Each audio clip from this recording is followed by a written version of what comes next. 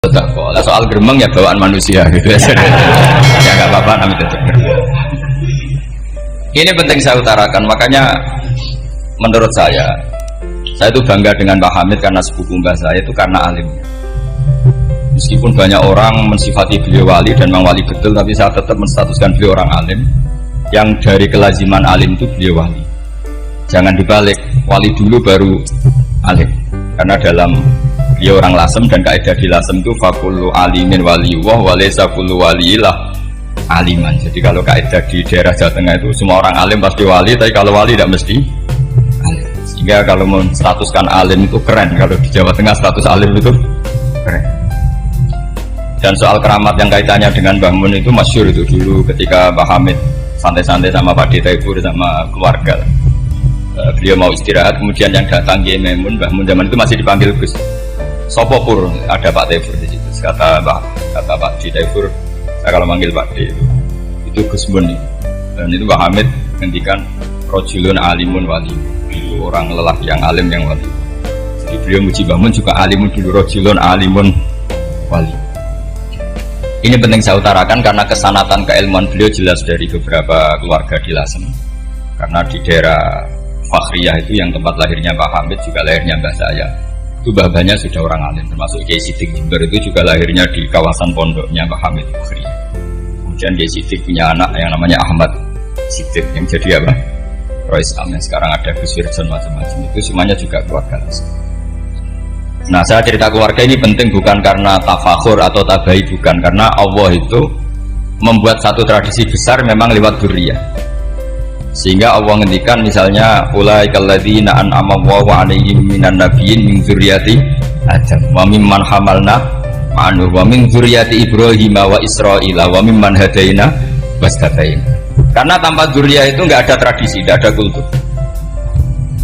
Misalnya saya menjadi hafal Quran dulu, bapak saya itu tiap zaman Pak Hamid masih sugeng, yang semaan di sini itu pasti bapak saya, namanya Kiai Haji Nur Salim. Kadang diajak baca Quran di kamarnya Kiai Hamid. Karena kalau bapak saya itu mantu ponaan sama Pak Hamid. Itu dulu bapak saya memotivasi saya supaya hafal Quran itu gini, hak kowe kudu hafal Quran. Nak kowe hafal Quran, iku kepaten obor. Kok anak merapal luwih duwe alasan. Jadi kalau ada Gus tidak alim itu mesti salah bapaknya. Karena kalau bapaknya bisa baca Wahab, anaknya mau baca primbon itu malu. Tapi kalau bapaknya sudah bacanya WA, anaknya jadi primbon. Era itu sudah dukun. Era itu sudah kayak Dimas Kanjeng, nanti itu pasti. Karena nggak ada rasa malunya. Tapi kalau bapaknya alim, baca Wahab misalnya, juga kona'ah, anaknya juga itu figurnya. Terus cucunya juga gitu figurnya, makanya disebut dzurriyyatam ba'duha. Ini penting. Dulu Mbah Mun itu sering ijazahi saya itu persis ijazahnya bapak, ijazahnya Mbah Hamid. Kalau punya amplop itu ya dibeda-bedakan, ini amplop dari tamu, ini dari pejabat, ini dari orang fakir. Sehingga penggunaannya juga sesuai itu, tidak serampangan. Karena dianggap amanat. Kalau kita salah tasarruf maka menjadi hisab. Kalau sekarang enggak salah dikumpulkan. Orang desa salam template wadol pitik kuru wedhus kuru ambek guse tuku HP seri terbaru itu kan kasihan ya. Padahal sing salam template itu ibunya kerja di Malaysia, mungkin gelantungan ngecat tembok di Malaysia, hasil salam template digugus tuku HP terbaru itu kan gak imbang. Nah tuku tasbih kan sumbut. Ini bukan nyindir tapi ngamuk jadi ini penting karena semuanya itu ada hisabnya. Walatus alunna yauma idzin anin. Karena tradisi ini harus kita teruskan ala qadri itu.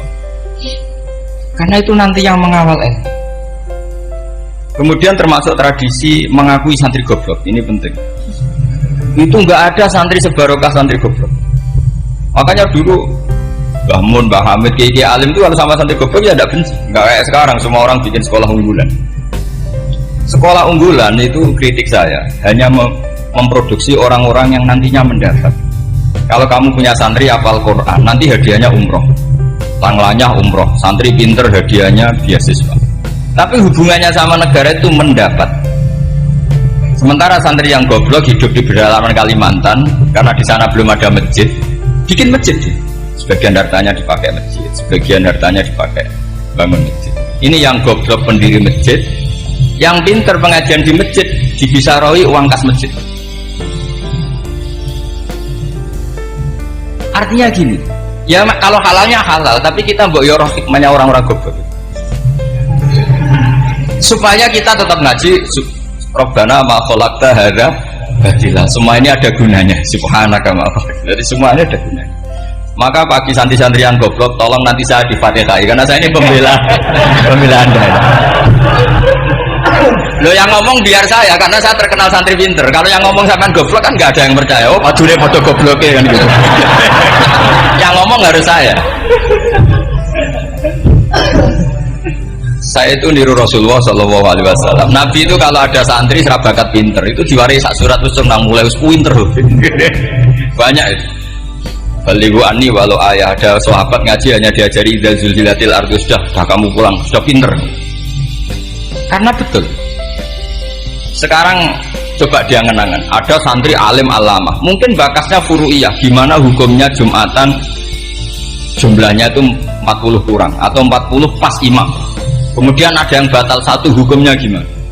Dia mikir furu'iyah. Sementara yang goblok, dia di desa tertinggal gak ada masjid. Piye caranya dia masjid? Ini bikin aslul ibadah, yang sini sudah khilaf tentang yang gak penting. Jadi orang goblok kadang lebih keren. Akhirnya apa? Durianya yang goblok nanti jadi orang alim alama ngekholi wong goblok karena pendirinya biasanya orang pati pinter. Itulah Allah Subhanahu wa taala. Ada bikin sesuatu itu sia-sia. Nah, saya ini korban ilmu itu. Akhirnya santri saya banyak yang enggak jelas. Ya, tapi ya saya terima saja. Saya santri itu macam-macam. Ada yang profesor, ada yang doktor, ada yang goblok, ada yang baru tobat kemarin. Ada yang Cina lagi senang ahli sunnah wal jamaah, macam-macam. Semuanya ngaji sama saya. Karena saya tetap berkeyakinan Rabbana ma khalaqta hadza.